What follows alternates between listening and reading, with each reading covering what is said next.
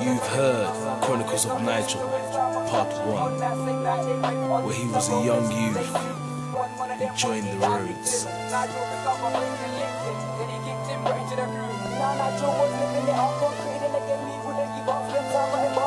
You've heard Chronicles of Nigel Part 2, where he was now at the top of his ring, a street rat.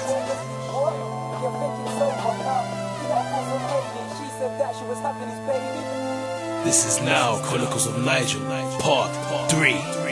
7:06 on a Sunday evening, Nigel Jr. started breathing. Hayley's hand he started squeezing, but even though his sight was pleasing, the atmosphere in the room was freezing. Cause was Nigel there for his baby? Nah, not even. He was acting like he didn't care by giving Hayley the silent treatment. See, it's quite unfair cause all that pain she could not bear. But lucky for her bro was there, but listen, he'd had enough cause the baby reminds him of all the stuff that Nigel was doing to his sis, so he wanted to find him. Hayley, listen, where does he live? Brother, please don't have to forgive. Hayley, listen, where does he live? Brother, please don't have to forgive. He could not forgive, it was his little sis and the guy who didn't cease to exist. Hayley, listen, where does he live? And with that, she gave him a list of every place that Nigel stayed. He gave Hayley and baby one last kiss and drove to his yard to collect his blade. Ran his finger down his scar that a random prick had made.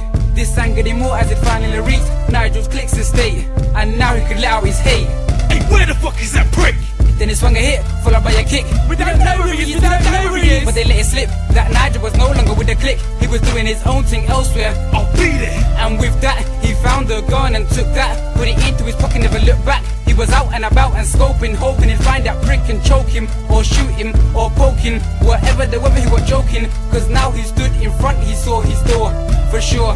His hatred for Nigel could not be more. He fought to get down his door, but he knocked and rang the bell.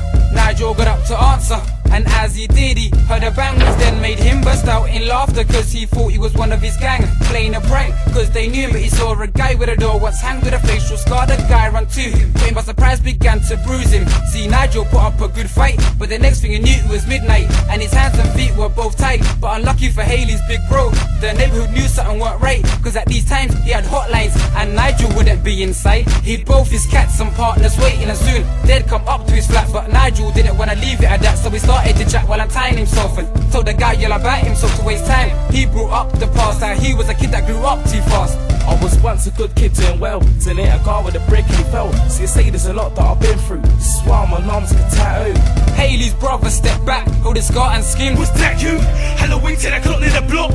Nigel was in complete shock, and he started untying himself faster. Cause by now her bro was switching, and he finally pulled out the blaster. What he didn't clock was Nigel was free, and his plan was nearing disaster. Cause now Nigel was reaching for his draw, and the feds was nearing the front door. They must have been called by a neighbor when they saw a tall scarred stranger. See, Nigel was never gonna get outdone, so he quickly pulled out his own gun. Get down on the floor now!